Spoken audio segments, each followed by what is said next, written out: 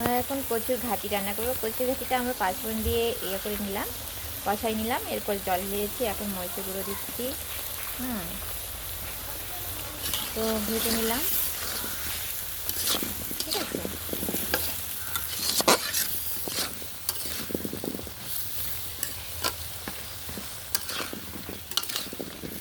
আজকে আমরা লবণটা দিয়ে নিলাম,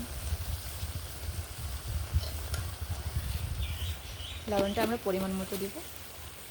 এরপর আমরা নিয়ে নেব এবং এভাবে আমরা কষায় নিতে হবে। দেখো বন্ধুরা, এখন আমরা এটা মানে সিদ্ধ করার জন্য জল দিয়ে নিলাম, ঠিক আছে। এখন এটা সিদ্ধ করার জন্য আমরা সেই হাই হিটে জাল দিব। তো দেখতে থাকো। দেখো বন্ধুরা, এই যে আমাদের ইয়েটা মানে সিদ্ধ হয়ে গেছে প্রায়। এখন আমরা যে মানে এটা হচ্ছে কষাচ্ছি, হ্যাঁ, এই কচুর বইটা কষাই নিচ্ছি। এরপরে আমরা কিন্তু জল দিব, কষাই নিয়ে সুন্দর করে কষাই নিচ্ছি। দেখো বন্ধুরা, কষানো হয়ে গেছে, এখন আমরা জল দিচ্ছি। এটা হচ্ছে আমাদের ঝোলের জল, হ্যাঁ।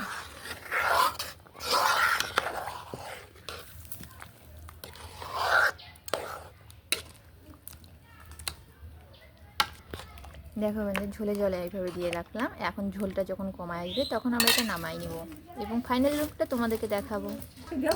দেখো কত সুন্দর ঝোল হয়ে গেছে। এটাই হচ্ছে আমাদের ফাইনাল লুক।